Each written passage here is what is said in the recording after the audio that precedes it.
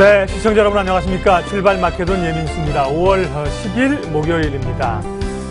미국이 이란과의 핵협상을 파기하기로 했죠. 사실은 미국이 한 것이 아니라 트럼프가 한 것인데 미국을 사실 대표합니다. 그러면서 간밤에 유가가 또 71달러까지 올랐는데요. 이란에 대한 중동의 불안감. 그런데 미국 주가는 또 올랐습니다. 이게 과연 호재인지 악재인지 헷갈리는 상황인데요. 미국은 이제 유가가 오르면서 에너지주가 주도하면서 주가가 올랐고 또 채권 금리도 3%를 넘어선 상황입니다. 우리는 이제 어떻게 반응을 할까요? 미국 증시도 두 가지죠. 일단은 에너지주 이런 것들로 인해서 유가가 올라도 부담스러워도 미국은 강하다는 시각이 있을 수 있고, 한편으로는 트럼프가 그런다는 건 이제 모두 다 인식하기 때문에 악재로 이제 더 이상 받아들이지 않는 것인가 이런 생각도 드는데요. 어쨌든 다우지수는 0.75% 올랐습니다. 그리고 나스닥은 1% 오르면서 미국 증시가 강세를 나타냈는데요. 우리 야간 선물은 0.29% 올랐으니까 역시나 미국의 상승세를 반영하지 못하고 있는데요. 어제 이런 이란 문제, 지정학적인 약간 불안 요소가 미 증시 올렸는데 우리 증시는 어떤 영향을 줄지 사뭇 궁금해지는 상황입니다. 장용혁의 마켓 시그널로 마켓온 1부 시작하겠습니다.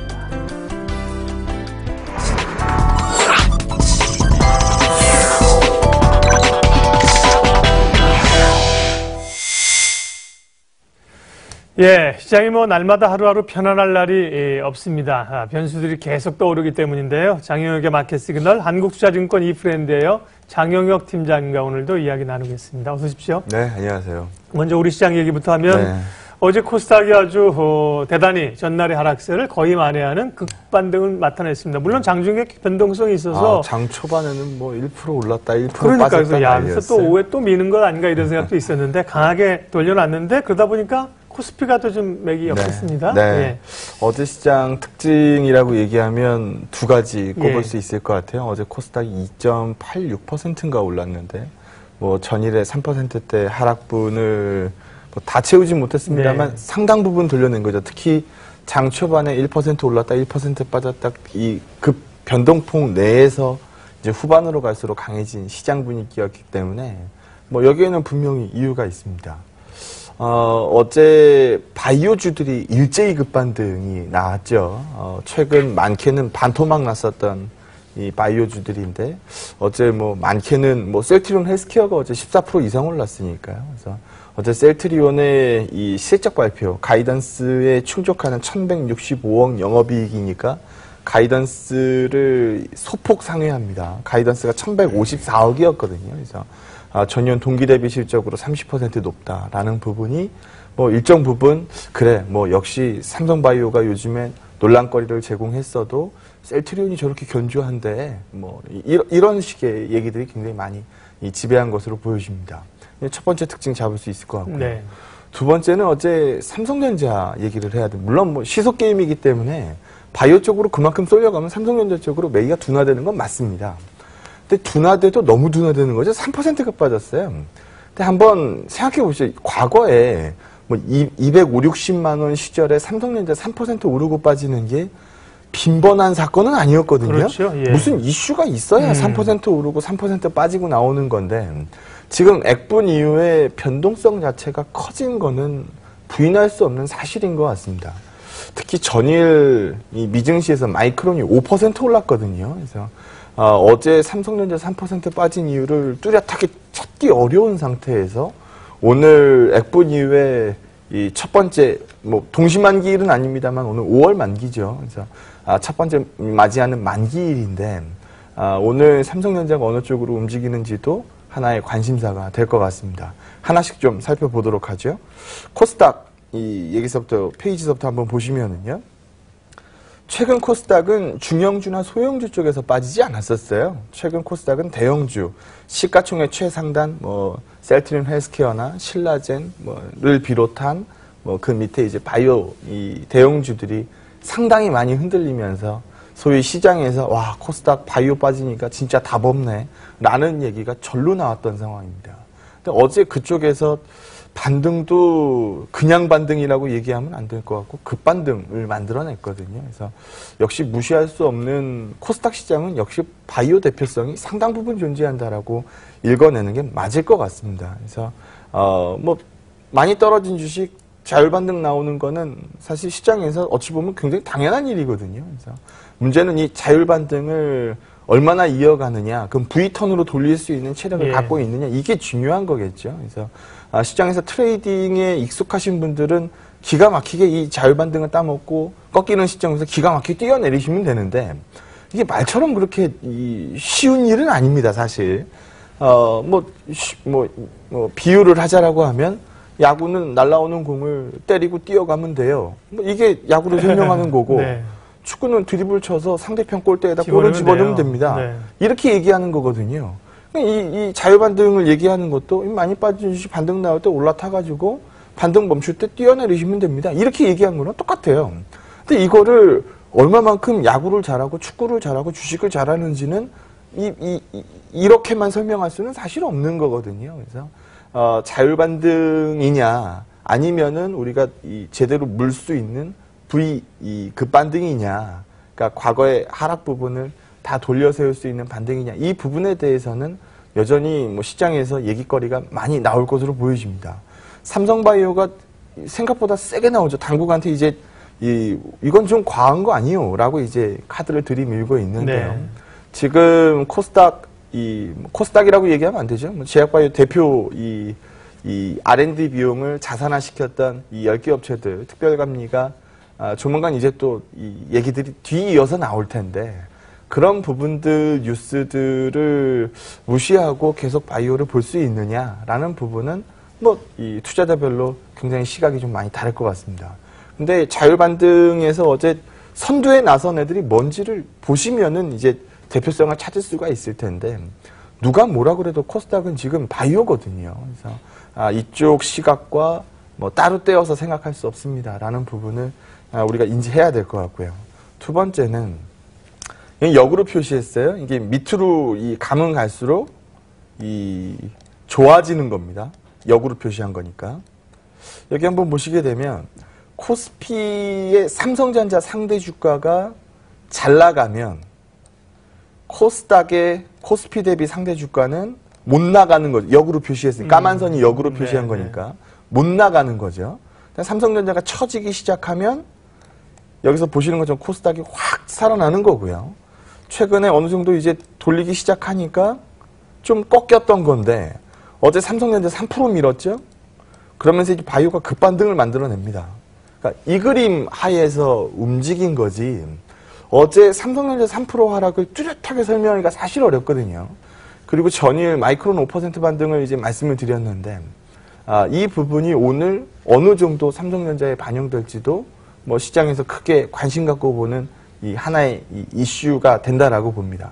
어제 수급으로 봤을 때 외국인이 전체 시장에서 2,200억 넘게 팔았어요. 그러니까 어제 아침 방송에서 우리가 이 외국인들이 밀 것 같았으면 전날 밀었죠? 라고 얘기하고 넘어갔는데 어제 외국인 수급이 상당히 불리하더라는 겁니다. 어제 삼성전자의 외국인 총 매도 중에 절반 정도는 삼성전자한테 쏟아졌어요. 1,100억이 매도가 나갔으니까. 이 기관 쪽에서는 600억 정도 매도가 나갔습니다. 어제 기관의 총 매수는 2,280억이에요. 큰 폭의 매수거든요.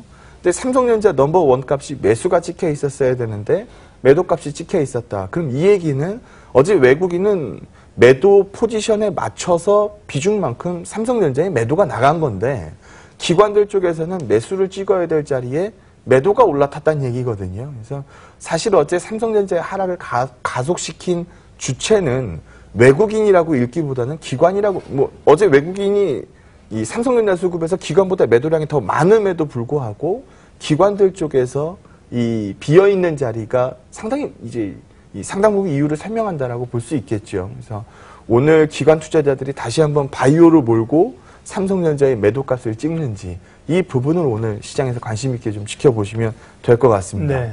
과거에도 우리가 많이 봤었던 이 그림이 제가 여러 번 보여드렸던 그림입니다. 그래서 뭐 아페이지하고도 상당 부분 맞아 떨어지는데 삼성전자 치고 나가는 자리는 코스닥 재미없더라. 삼성전자가 빠지는 자리에 재미있더라. 이거는 과거에도 충분히 증명된 그림이에요. 그래서 이 그림 하에서 어제 움직임이 나왔던 거고 오늘 시장도 이 움직임에서 크게 다르지 않습니다. 그래서 뭐 이어가는지 여부 그 부분에 대한 관심이라고 보시면 될 것 같습니다. 역시 코스닥 시장은 어제 같은 경우엔 이 남북 경역도 나쁘지 않았었고요. 특히 어제 이 상승폭 상위 종목들을 한번 보시게 되면 좀 관심 있게 보신 분들은 요즘 이 현상들을 찾아내셨을 텐데요. 우선주들이 그렇게 맞아요. 이유 없는 예. 급등이 많아요. 그래서 저 우선주 정말 거래 얼마 되지도 않는 걸로 20몇 %씩 올려놓는 거거든요. 그래서 이런 부분들이 최근 시장에서 굉장히 빈번하게 보이고 있어서 이거 일반적으로 시장에서 이렇게 좋아하는 시그널은 아니거든요. 예. 그래서 어제 뭐 남북 쪽에서도 분위기 나쁘지 않았고 바이오가 급반등을 만들어냈고 이 그림하에서 코스닥 시장 사실 뭐 이 최근 빠진 걸로 따지면 굉장히 급하게 빠졌었으니까 그래서 자율반등 성격을 상당 부분 설명한다라고 보시면 될 것 같습니다.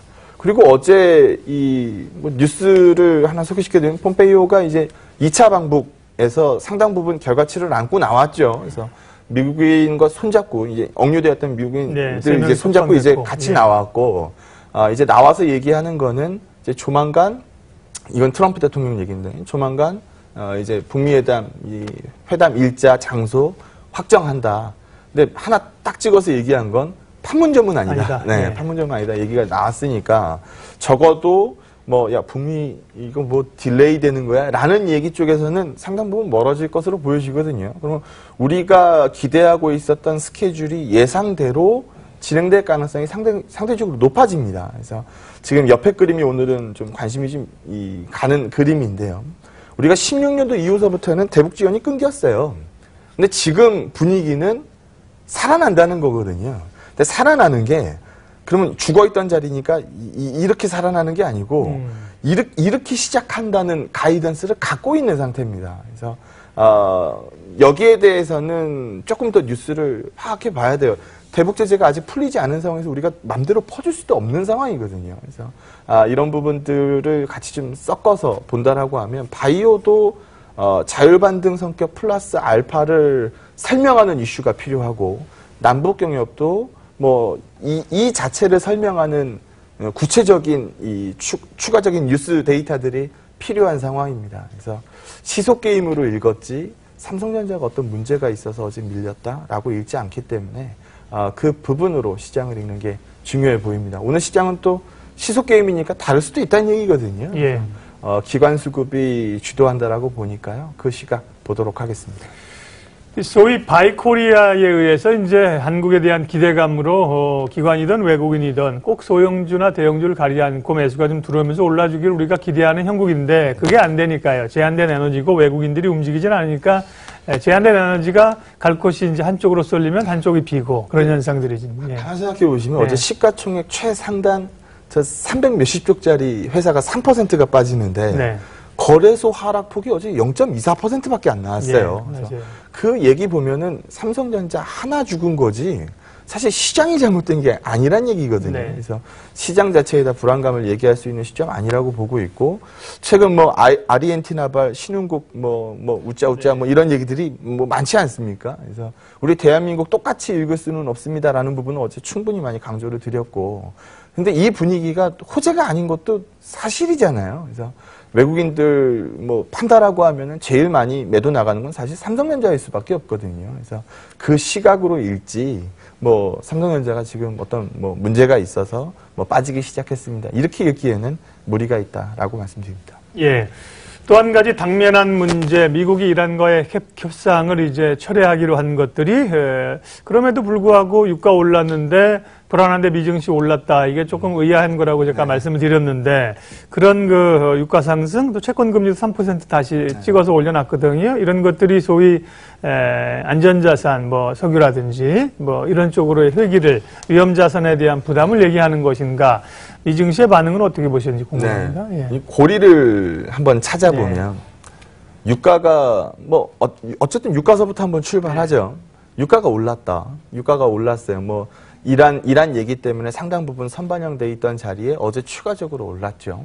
유가가 올랐다. 그러면 물가가 오른다. 물가가 오르면 금리 인상 확률은 점점점 커진다. 네. 그럼 채권 수익률 올라가고 달러 강세 찍는 거. 어제 미 채권 10년물이 저 들어오기 전에 보니까 3.005%고요. 이 달러 인덱스가 93.1 나오더라고요. 그래서 유가가 오른 부분들이 채권과 달러에 영향을 이런 식으로 미친다라는 그림은 일단 머릿속에 넣어두시고, 그럼 추가적으로 유가가 뛰면 메커니즘이 어떻게 되는 거예요? 금리 인상 확률이 더 커지고 채권 수익률 상승이 더 가팔라지고 달러 강세가 더 추가적으로 나온다는 얘기거든요. 그렇게 따지면 유가가 추가적으로 올라가는 부분을 시장에서 호재로 인식하기 어렵습니다. 그런데 우리가 어제 미증시에서 본 반응은 호재인데? 라고 반응을 한 거거든요. 그러게요. 그 부분 얘기를 한번 해보죠. 제가 과거에 한번 설명드렸던 부분인데, 지금 정유주들 주가가 안 좋습니다. 그나마 SK이노베이션이 자사주로 버티고 있는 거고, S-오일 주가가 굉장히 안 좋아요. 근데 우리 이 부분 좀 짚고 넘어가죠. 지금 정유주가 과연 왜 이러냐? 유가가 이렇게 올라붙으면 과거의 이 메커니즘으로 보면 유가 오를 때 정유주 좋다라는 거잖아요. 근데 지금 왜 정유주가 못 가고 있습니까? 라는 부분을 설명하는 대목은 이겁니다. 지금 유가가 오른 건 수요 때문에 오른 게 아니에요.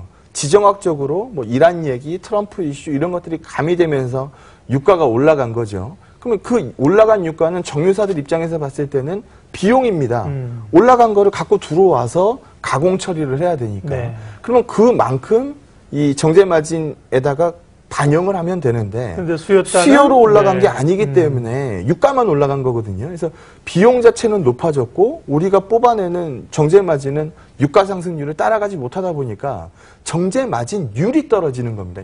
그러니까 정제 마진은 올라요. 정제 마진율이 떨어지는 거죠. 그래서 그런 부분들이 지금 시쪽을 좀 압박하고 있는 상태다라고 보시면 되는데요.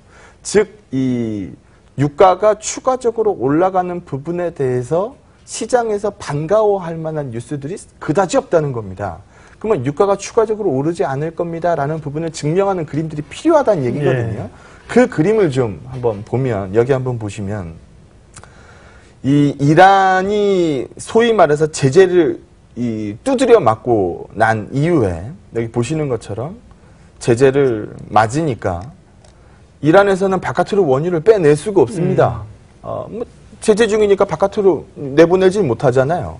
근데 이제 핵 합의를 체결을 하고 이란에서 이제 이 원유가 흘러나오기 시작을 하죠, 수출로. 그래서 지금 이 그림을 보면서 다시 제재를 꽝 두드려 맞으면 이게 밑으로 훅 떨어지니까 그럼 앞으로 원유 쪽에서의 수급이 다시 한번 또 공급 부족으로 심하게 이끌려가지 않겠느냐, 이 부분 얘기를 하고 있는 거거든요.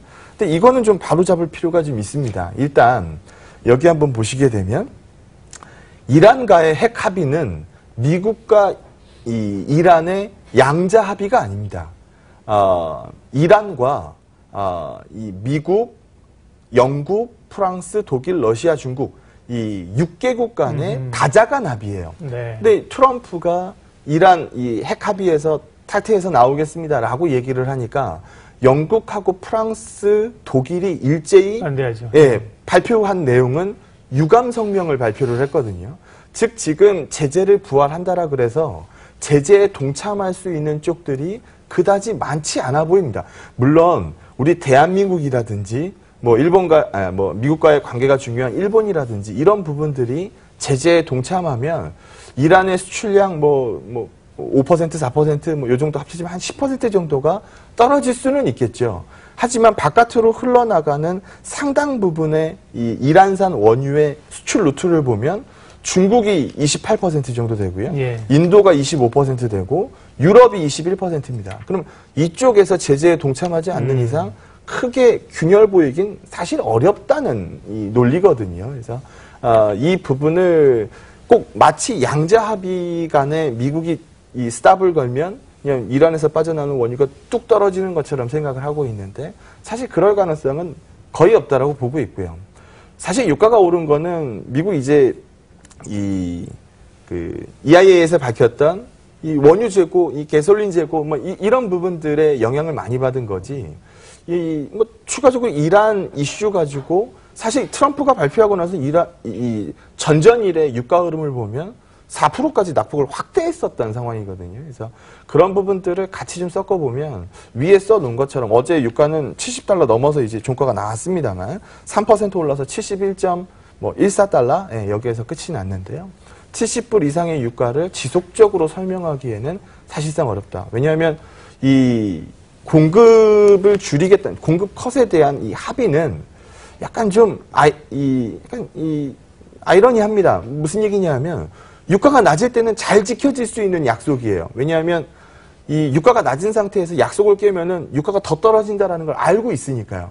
근데 이게 유가가 올라가기 시작하면 이 감산 이행률이 흐트러질 수밖에 없습니다. 왜냐하면 내가 이 높은 유가에서 조금 더 풀면 예. 나는 이익을 보고 있는 거거든요. 그래서 그런 부분도 이제 약속이 지켜지기 어렵다라는 특징이 있습니다. 그래서 70불 위로 유가가 강하게 유지됐을 때 과연 이 감산 이행률이 얼마만큼 지켜질 거냐. 그리고 미국 입장에서 봤을 때는 유가가 이렇게 높아지면 셰일 오일 뽑아내기 참 쉬워지거든요. 그래서 공급 부족에 대해서 얘기를 하고 그 부분이 유가를 밀어 올린다. 그럼 지금 70불 지금 넘어갔는데 뭐 70불 넘어서 뭐 80불, 90불 이렇게 본다.